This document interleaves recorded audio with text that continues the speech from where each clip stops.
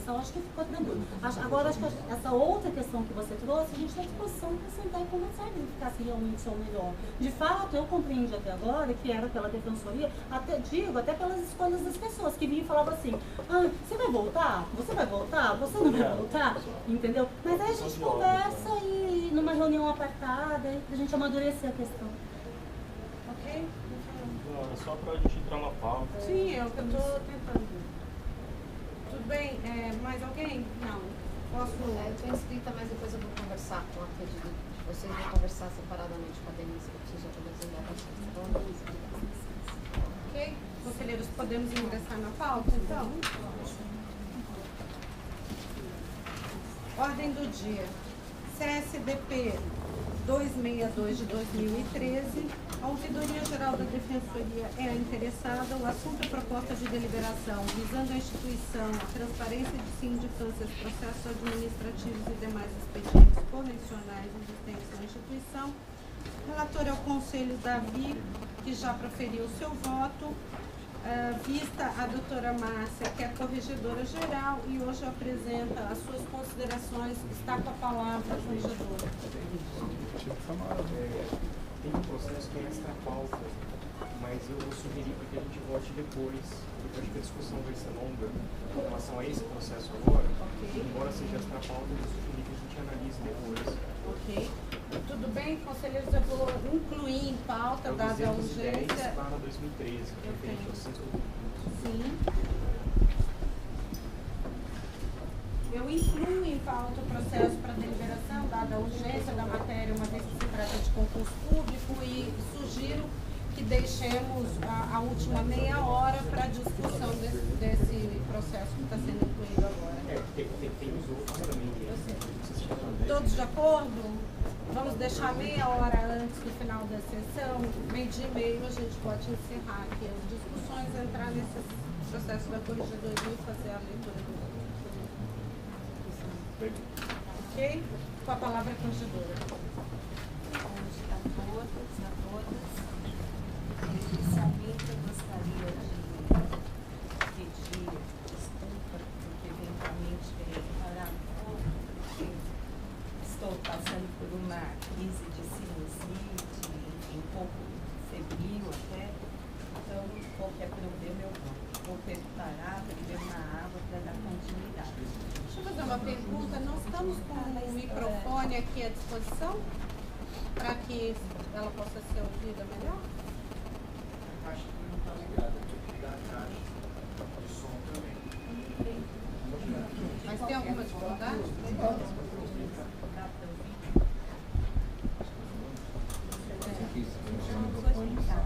De qualquer forma, espero que todos tenham lido o voto, que é bastante extenso, e também já me peço desculpa por isso, mas achei que era necessário deixar claro o meu posicionamento e optei por esse caminho.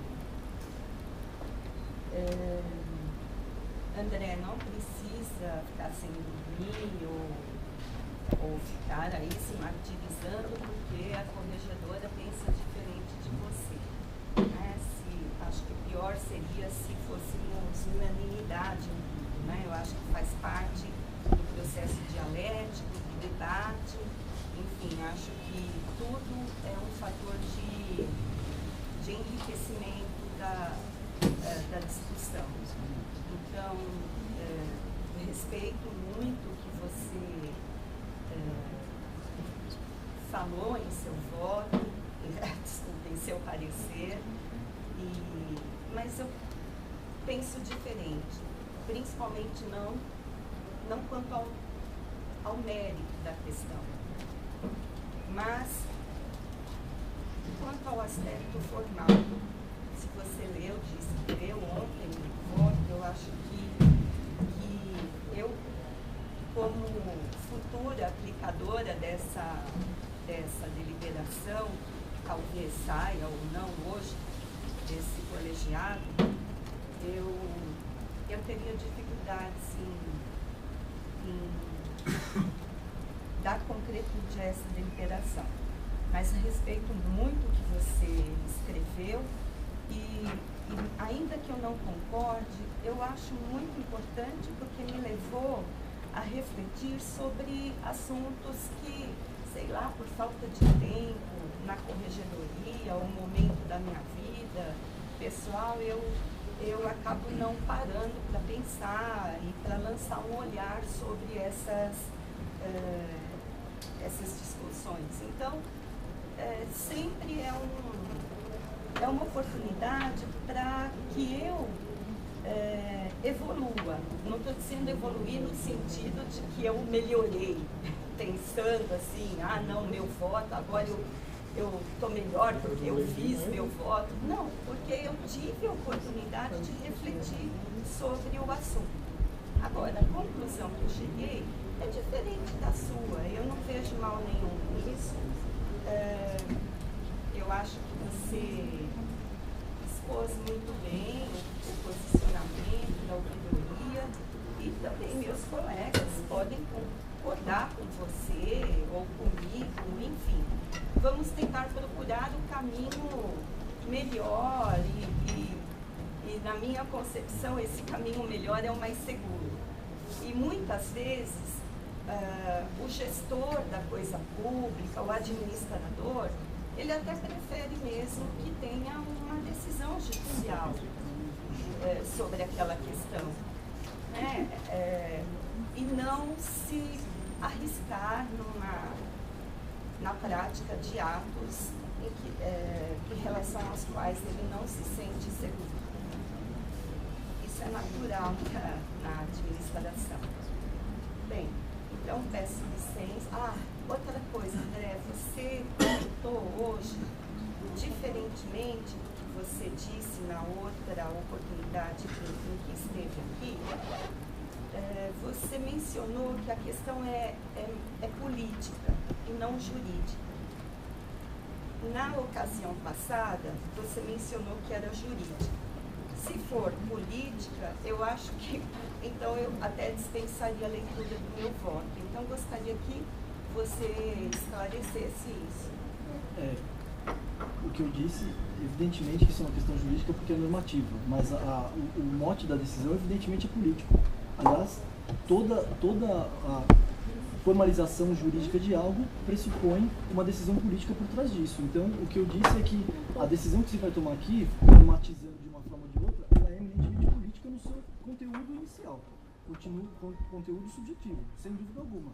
A decisão que você vai tomar aqui é política, com consequências jurídicas, sem dúvida.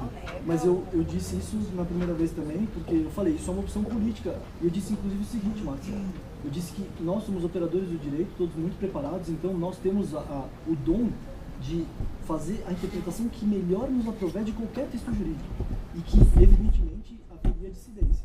Então, a opção é política, porque transformar isso em texto, qualquer um aqui transforma. Porque, como eu disse, se fosse só política, eu entendo que seria desficiente a leitura do voto. Mas, enfim, sendo política e jurídica, melhor esclarecendo, então eu passarei a leitura e atendendo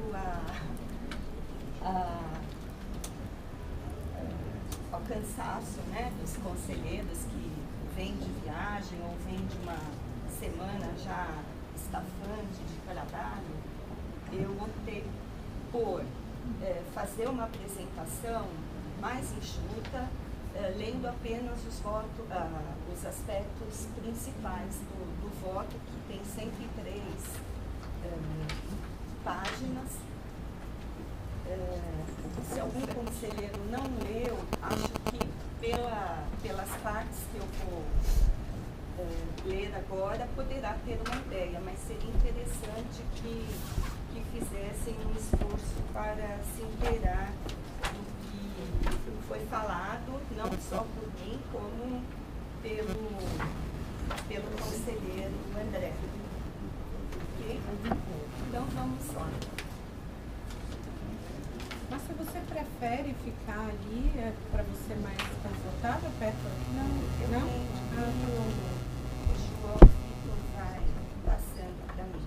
Pode avançar, João, por favor. Bem, eu encaminhei junto com o meu voto o índice também, né, do trabalho, onde vocês podem já de pronto perceber que eu analisei o aspecto formal da proposta e o aspecto material. Então vamos lá, começando pelo aspecto formal. Neste item eu analiso a possibilidade do Conselho Superior da Defensoria poder editar ato normativo para adequar aos ditames constitucionais dispositivos da nossa lei, da Lei Complementar 988, dispositivos esses que regram, disciplinam os feitos disciplinares da corregedoria. Bem, no parecer aprovado pelo Conselho Consultivo da Ouvidoria Geral, propugna-se pela deliberação deste Conselho Superior, a fim de instituir a publicidade nos moldes em que o fez o CNJ ao estabelecer, no artigo 20 da Resolução 135, a publicidade nos julgamentos referentes ao Poder Judiciário, de forma que prescindir-se-ia de prévia alteração legislativa ou de declaração de inconstitucionalidade pelo Poder Judiciário dos inquinados dispositivos da lei citada. Bem, inicialmente eu reforço que é meio lugar comum, mas estamos no Estado Democrático de Direito, e reforço a imprescindibilidade da legalidade como sustentação da vida social em uma democracia. Pode passar, Vitor, por favor. Bem, quanto ao controle de constitucionalidade de lei pela administração pública, é um tema realmente bem discutido, mas o que eu consegui apurar é que existem praticamente duas correntes na doutrina e na jurisprudência bem distintas. A majoritária, que autoriza, sim, ao agente da administração pública considerar inconstitucional a lei e deixar de aplicá-la, enfim, e adotar a prática do ato que ele entende cabível, conveniente, oportuno ou legal no entendimento naquele momento. Dentro dessa corrente majoritária, existe o que eu denominei como majoritária mitigada. Por quê? Porque entende-se que isso só seria possível pelo chefe do Poder Executivo e dentro de certas situações. Este entendimento é respaldado por importantes nomes do direito lusitano, como Canutilho e Vieira de Andrade.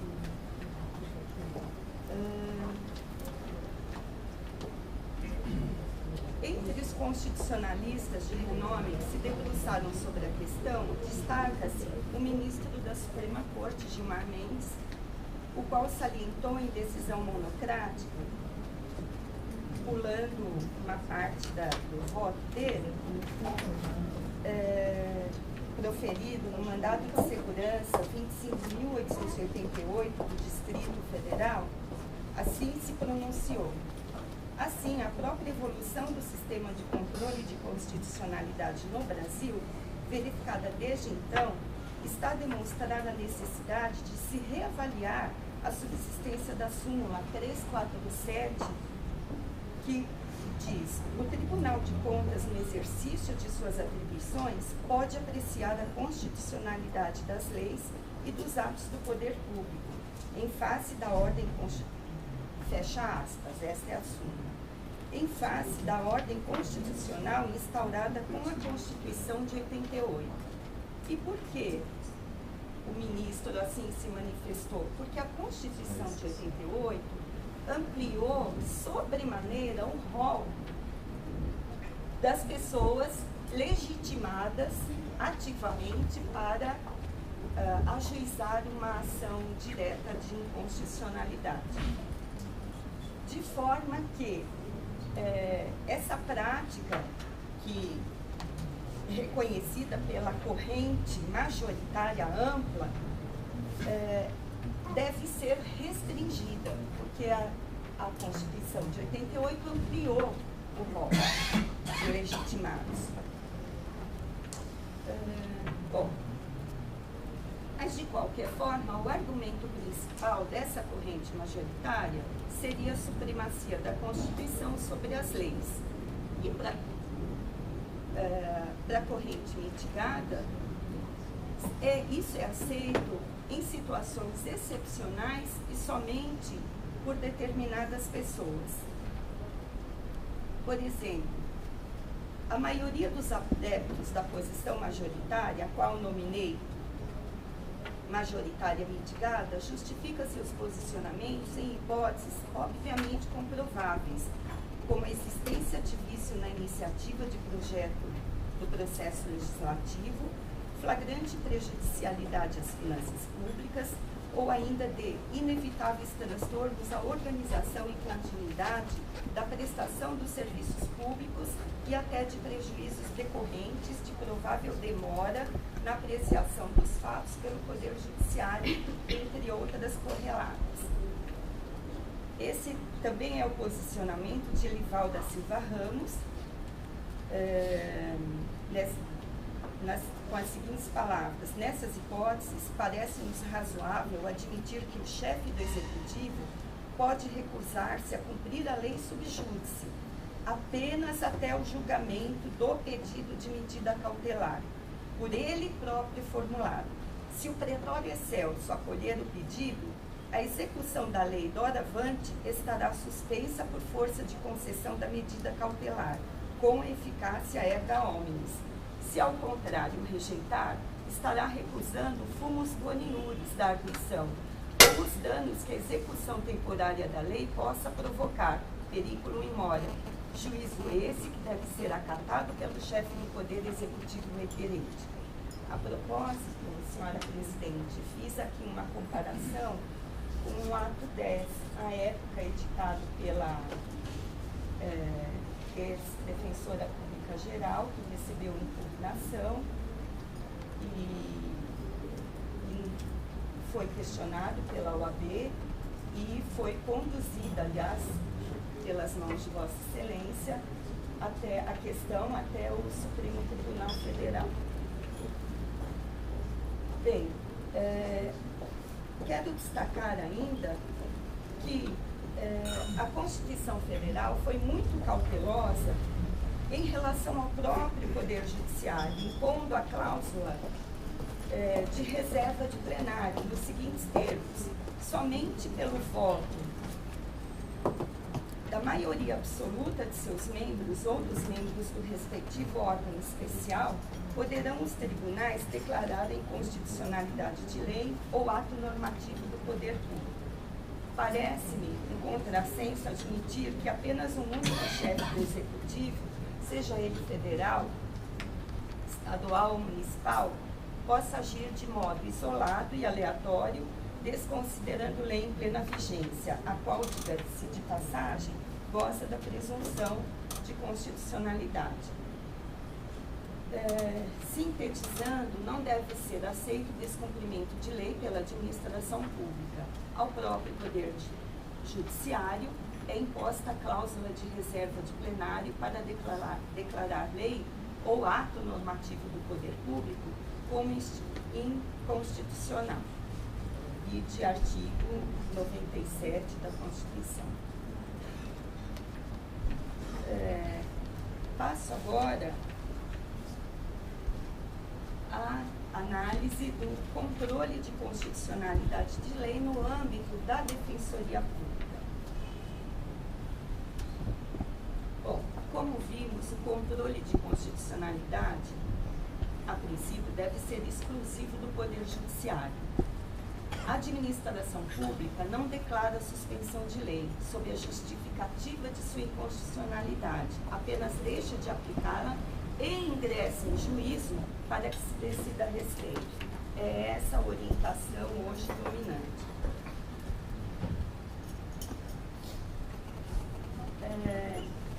Aquele, ou seja, o chefe do executivo, é lícito, nos termos da concepção majoritária, tão somente deixar de aplicá-la por meio de sua chefia, ingressando simultaneamente em juízo para que se decida se a lei é ou não constitucional. Nesse sentido, decidiu o Pleno do STF na vigência da atual Constituição Federal. Em nosso sistema jurídico, não se admite declaração de inconstitucionalidade de lei ou de ato normativo com força de lei, por lei ou ato normativo com força de leis posteriores. O controle de constitucionalidade da lei ou dos atos normativos é da competência exclusiva do Poder Judiciário. Os poderes executivo e legislativo, por sua chefia, e por isso mesmo tem sido questionado com alargamento da legitimação ativa na ação direta de inconstitucionalidade, podem tão só determinar a seus órgãos subordinados que deixem de aplicar administrativamente as leis ou atos com força de lei que considerem inconstitucionais. A DI número 221/Distrito Federal. Ou seja, ele deixa de aplicar, ingressa em juízo com a medida judicial adequada. Bem,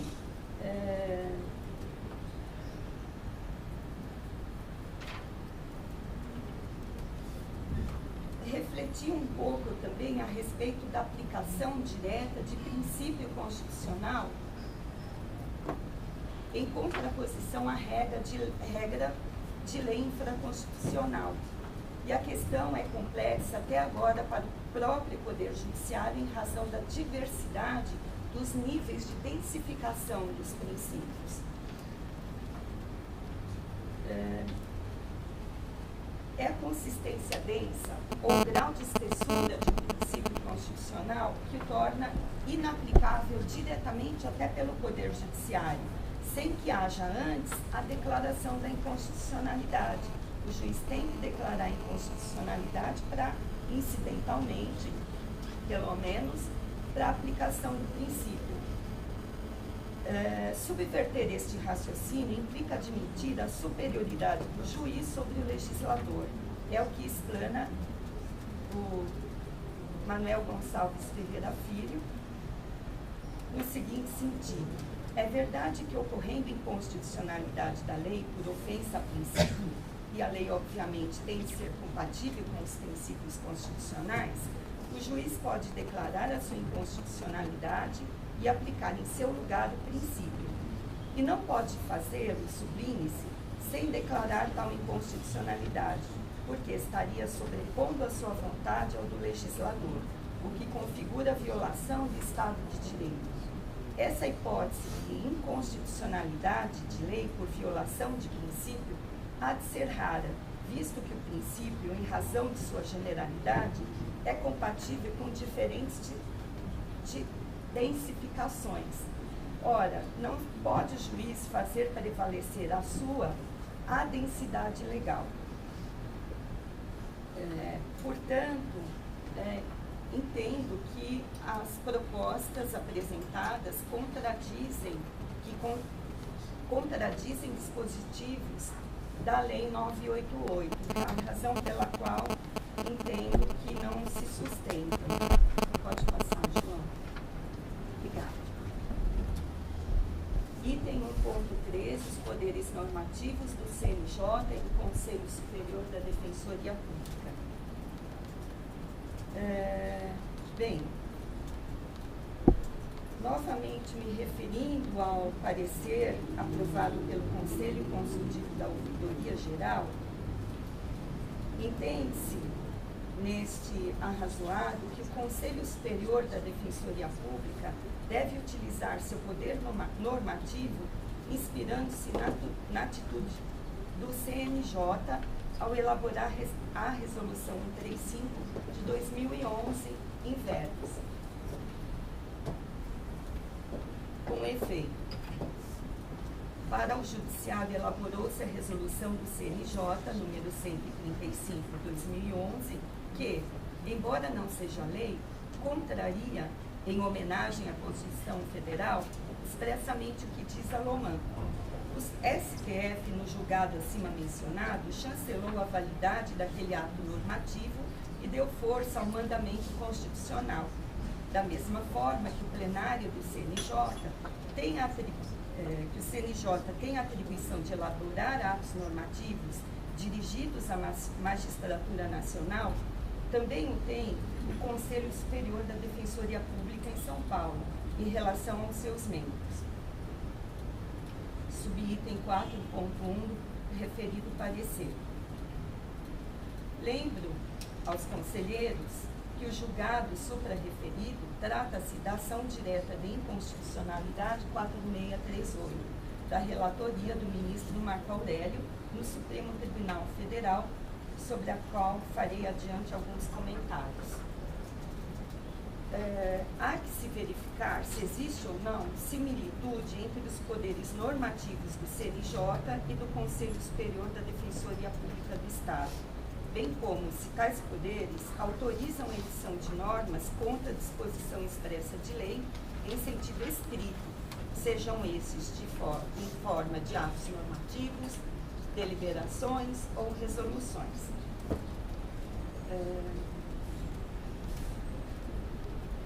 Bem, os poderes normativos do CNJ e do Conselho Superior da Defensoria Pública. No julgamento desta DIN,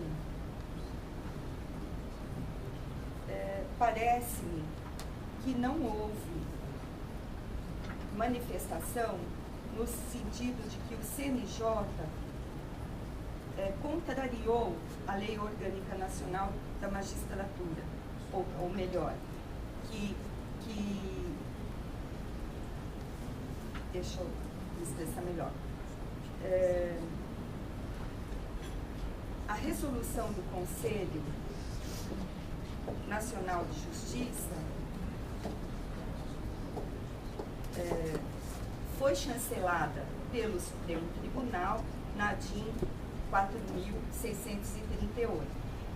Basta ler alguns dos trechos inaugurais do voto do ministro Marco Aurélio para superar eventual equívoco, mesmo porque, no parecer, supôs-se que a atitude do Conselho Nacional de contrariar a Loman foi chancelada pelo STF. No meu entender, não foi. E cito as palavras do ministro Marco Aurélio. A competência normativa do CNJ, reconhecida pela sempre ilustrada maioria, não surge para emitir a dos tribunais. Esse órgão, a título de uniformizar as regras concernentes ao procedimento disciplinar aplicável aos magistrados, não pode atropelar o autogoverno dos tribunais. Tampouco pode invadir a esfera de competência reservada ao legislador. Não incumbe ao CNJ criar deveres, direitos e sanções administrativas mediante resolução ou substituir-se ao Congresso e alterar as regras previstas na Loman, referentes ao processo disciplinar. Ao fim, não ouvido o silêncio do Estatuto da Magistratura em diversas questões relacionadas ao processo disciplinar aplicável aos magistrados e a consequente necessidade de regulamentação. Vivemos, porém, em um Estado democrático de direito, em um Estado em que o Judiciário, no exercício da competência disciplinar, está submetido ao princípio da legalidade, cabendo ao Congresso e não ao CNJ alterar a lei orgânica da magistratura por meio de diploma complementar. Como tem enfatizado a exaustão, o fim a ser alcançado não pode justificar o meio empregado, ou seja, a punição dos magistrados que cometem desvios de conduta não pode justificar o abandono do princípio da legalidade. Ao Conselho, no entanto, não cabe, mediante resolução, ao argumento de que estaria apenas a consolidar tal jurisprudência, estabelecer normas cogentes sobre processo disciplinar, de modo a vincular os tribunais, a partir da presunção de que estes, ao elaborar os respectivos regimentos internos ou ao interpretar a legislação pertinente, irão falhar no cumprimento da missão institucional censória que lhes foi conferida pela lei fundamental. Em consonância com o voto do ministro relator, manifestou-se também Gilmar Mendes ao se manifestar na referida ação. É claro, não obstante, que o CNJ, ao exercer esse poder normativo, não pode ir de encontro ou além do que já estabelece o atual Estatuto da Magistratura, a LOMAN. Justamente por isso, e apenas por isso, a presente ação não é inteiramente descabida. Deve esta Corte verificar se o CNJ, ao editar a resolução, respeitou as normas já presentes na LOMAN quanto ao poder correcional e disciplinar dos magistrados em âmbito nacional. Bem, poderíamos perguntar, então, por que o Supremo manteve a vigência do artigo 20 da resolução do CNJ, a qual se fez referência aqui? A resposta deflui da comparação entre os textos constantes das regras estabelecidas nos incisos 9 e 10 do artigo 93 da Constituição Federal e do disposto no artigo 20 da Resolução número 135. Ou seja, a Resolução 135 do CNJ repetiu o disposto no artigo 93, 9 e 10 da Constituição Federal. Poderia o Supremo julgar ilegal essa resolução? Estaria dizendo que o texto da Constituição é ilegal, não existe? Então, por uma razão óbvia, o Supremo não taxou de maculado esse famigerado artigo 20 da resolução número 135.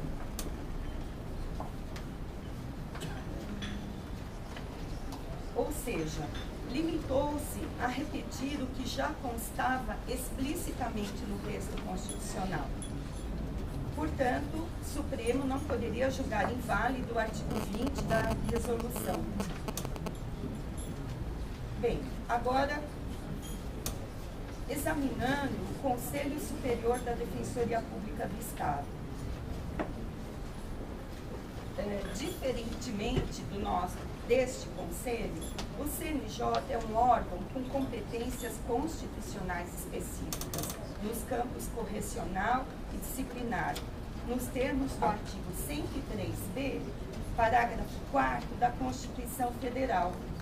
Dentre essas consta a atribuição de padronização ou uniformização em âmbito nacional do sistema correcional e disciplinar para a magistratura até o advento do Estatuto da Magistratura.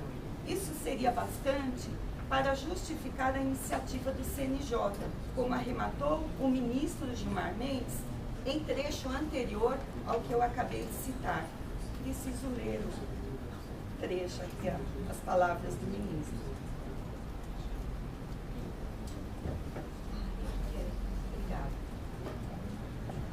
Voltando então à linha de raciocínio, ao atribuir poderes correcionais e disciplinares a um Conselho Nacional, um órgão central, a Constituição indubitavelmente determinou, ainda que implicitamente, a uniformização de regras quanto ao exercício desses poderes. Caberá, portanto, ao Estatuto da Magistratura tratar do poder disciplinar e correcional em âmbito nacional atribuído ao CNJ. Consciente da dificuldade inerente ao processo legislatura de feitura desse Estatuto da Magistratura, legislador da Emenda Constitucional 45 de 2004 previu que, até o advento desse Estatuto Nacional, compete ao CNJ disciplinar normativamente sua atividade correcional. O que se extrai do artigo 5º, parágrafo 2º do corpo textual dessa emenda.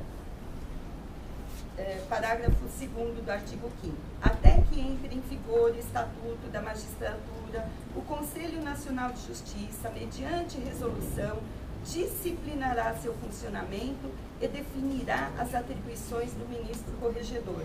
Portanto, ainda continuando as palavras do ministro, a própria Emenda Constitucional 45 atribuiu ao CNJ o poder normativo quanto à sua atividade correcional e disciplinar da magistratura em âmbito nacional.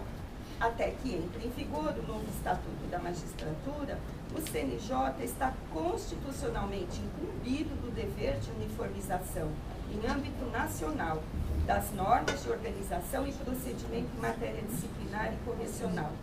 Tal entendimento decorre tanto da interpretação do artigo 5º, parágrafo 2º da emenda número 45, quanto dos poderes implícitos atribuídos ao CNJ pelo artigo 103b, parágrafo 4º da Constituição Federal. É no âmbito do exercício desse poder normativo que se encontra a Resolução 135 do CNJ. Oxalá, meus caros, tenhamos em breve o congênere Conselho Nacional da Defensoria Pública, único e autêntico órgão de controle externo das atividades próprias das defensorias públicas, para que possam ser iniciados os trabalhos com vistas à implementação de modelo padrão em relação ao regime funcional, correcional e disciplinar para todas as defensorias públicas do país, dentre outros aspectos institucionais relevantes.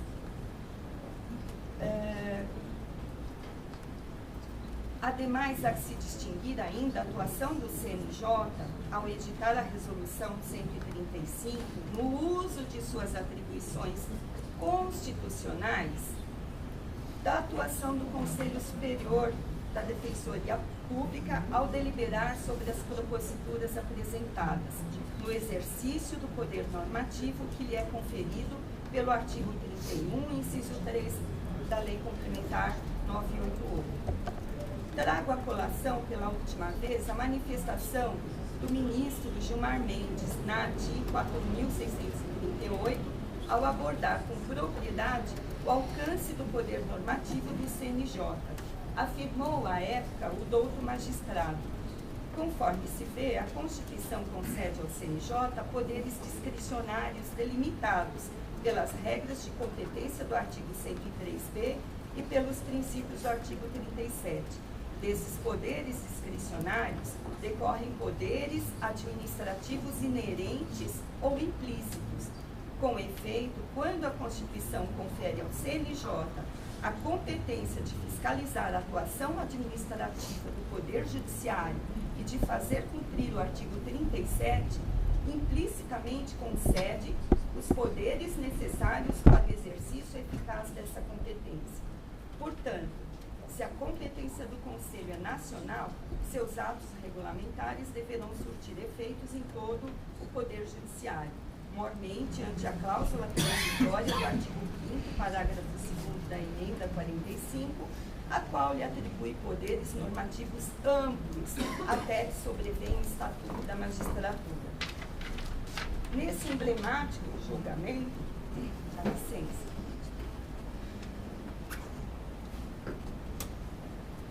o então ministro Aires Brito também atentou para o fato de a Constituição Federal, de que a Constituição não instituiu o CNJ como um mero órgão de natureza administrativa e declarou em seu voto: ele é hibridamente político e administrativo, de autogoverno, com natureza governativa.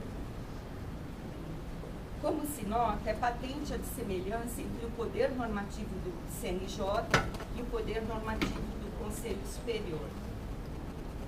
Lamento informar, é diferente a nossa competência. Enquanto o poder normativo do CNJ é muito amplo, inclusive com referências à uniformização nacional de atividades convencionais e disciplinares, o poder normativo do Conselho Superior é restritíssimo em matéria disciplinar. Atento ainda para o fato de que o poder normativo do CNJ, que embasou a edição da Resolução 135, vem diretamente da Constituição Federal, com vistas à adequação de ato infraconstitucional anterior à atual Lei Maior. Ou seja, a LOMAN é de 79, é anterior à Constituição de 88. Ou seja, a Lei Federal número 35 de 79, conhecida como LOMAN. Já a pretendida edição de ato administrativo deliberativo, em contraposição aos ditames da Lei Complementar 988, ocorreria por meio da utilização do poder normativo inespecífico do Conselho Superior, que advém da própria lei que se almeja alterar. Parece-me, no mínimo paradoxal, aceitar que uma lei possa conferir a quem compete executá-la ou aplicá-la o poder de derrogá-la. Isso só pode ser capitulado, desculpem-me, como verdadeira teratologia jurídica, uma vez que se trata de normalizar contra a legem com fundamento na própria lei, ou seja, segundo legem. Consequentemente, uma deliberação deve ter por finalidade precípua regular situações peculiares visando cumprir o texto da lei, não se concebendo a possibilidade de negar eficácia ou execuibilidade, ou menos ainda extrapolá-la. Segundo o magistério de Pontes de Miranda, toda atividade administrativa regulamentar consiste em editar regras que se limitam a adaptar a atividade humana ao texto, e não o texto à atividade humana. Onde se estabelecem, alteram, extinguem direitos, não há regulamentos. Há abuso de poder regulamentar. Quanto menos se regulamenta, melhor. Essas são as palavras do tão festejado Pontes de Miranda.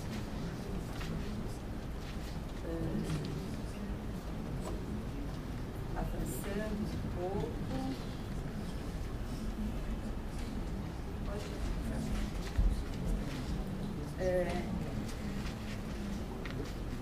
Sobre o tema, e nem se trata ainda de interpretação conforme. Sobre o tema da interpretação conforme, cito a lição de Marçal Justen Filho, um excelente administrativista, muito utilizado pelos que trabalham aí com direito administrativo. É um novo administrativista que surgiu no cenário brasileiro. Qual página foi agora do voto? Eu já vou chegar aí. O meu voto 21, ainda estou no 21. Nas palavras de Marçal, a interpretação conforme significa que o aplicador do direito, ao determinado sentido e a extensão de uma norma, tem o dever de rejeitar alternativas hermenêuticas incompatíveis com o sistema jurídico, cujo reconhecimento conduziria à necessidade de invalidar a disposição, que seria exatamente o que estaríamos fazendo.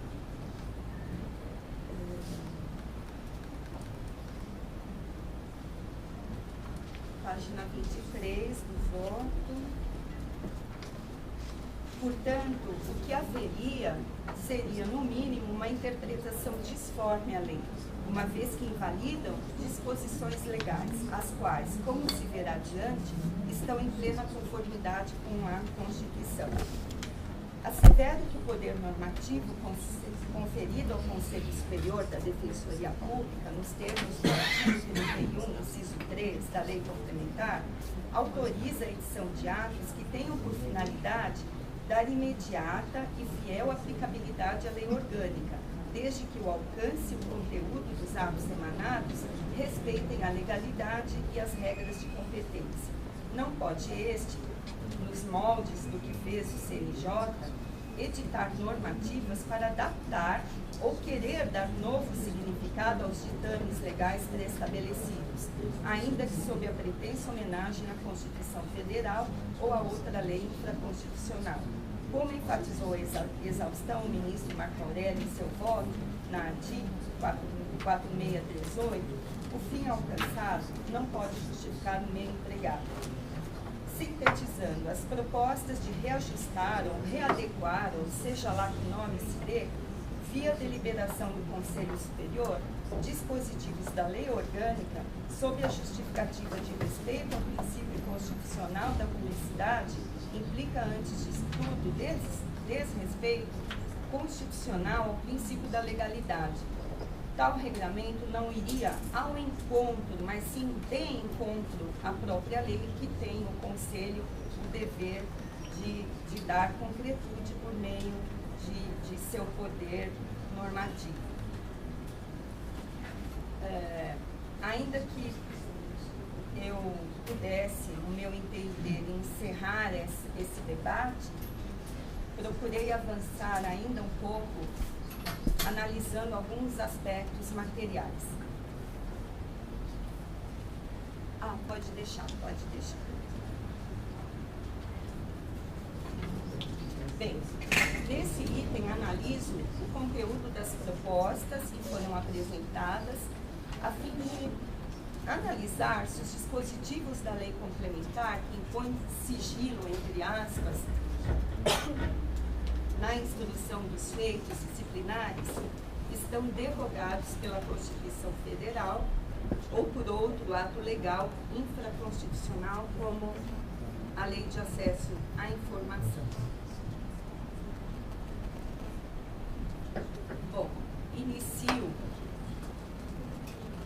desmitificando a decantada frase de Norberto Bobbio ao comparar a democracia ao governo do poder político em público, destacada como mote no parecer referendado pelo Conselho Consultivo da Ouvidoria Geral.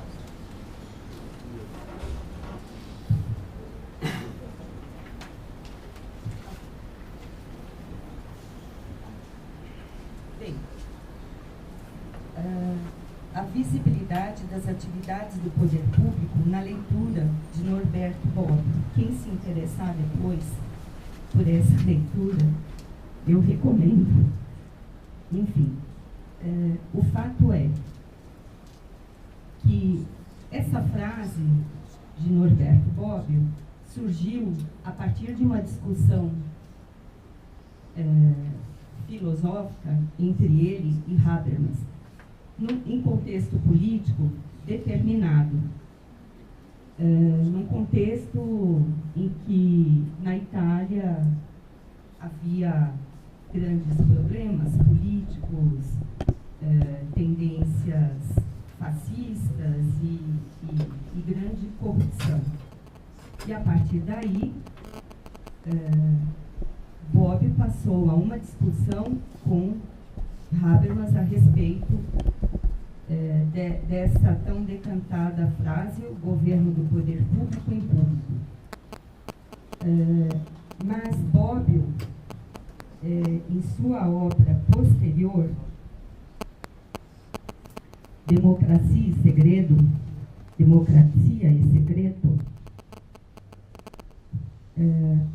concluiu que o caráter público é a regra, o segredo é a exceção. E anunciou um duplo sentido desse público, em oposição ao que é privado e ao que é secreto, concluindo que é preciso sopesar os vários interesses envolvidos, o que ocorre por meio de atividade avaliatória do legislador ou do aplicador direto da lei, quando esta assim o determina. Creio que, neste sentido, tenha sido Bobbio mencionado no voto do ministro Marco Aurélio. Enfim, a interpretação de um escrito deve ser realizada também com base nos elementos que o rodeiam, ou seja, deve compreendê-lo a partir da identificação do contexto social, político, econômico e cultural em que está escrito. Devem ser incluídas as informações sobre fatos pretéritos e presentes, de modo a facilitar a sua leitura dentro do maior campo possível de conhecimento. Bem, a decantada frase, repito, de Bobbio, inspirou inúmeros juristas, filósofos, cientistas sociais, sendo adotada praticamente como referência obrigatória em trabalhos voltados à análise de publicidade ou transparência do poder público.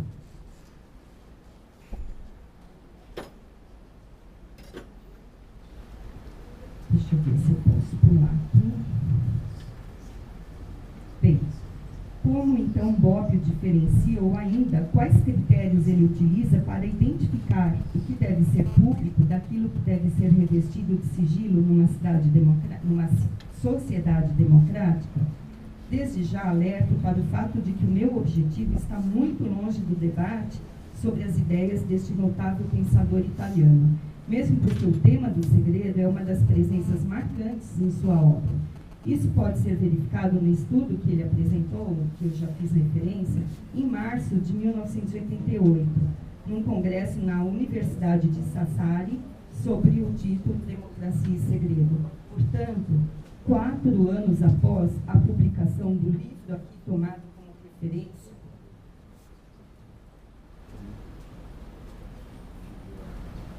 o futuro não vai ter futuro da democracia. Nesse texto específico, Bobbio discorre longamente sobre as nefastas relações entre poder público e segredo, este último também denominado como razões de Estado ou razões de ocultação, ou ainda identificado pela expressão latina arcana imperii. Bem, ele vê no iluminismo o marco da mudança. Entretanto, enfatizo que Bobbio jamais negou a possibilidade de legitimação do sigilo. Cito um trecho em que ele diz: uma vez assinalado o mal do segredo nos assuntos de Estado, é preciso dizer que existem casos em que o segredo pode ser considerado legítimo. Não há regra sem exceção.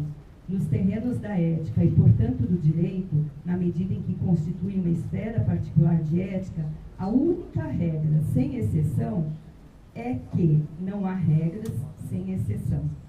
Naturalmente, a exceção como revogação de um princípio considerado verdadeiro deve ser justificada com base em outros princípios também considerados verdadeiros, ou decorrer de uma argumentação que ilumine as consequências de sua aplicação em um caso específico. Portanto, Bobbio admite o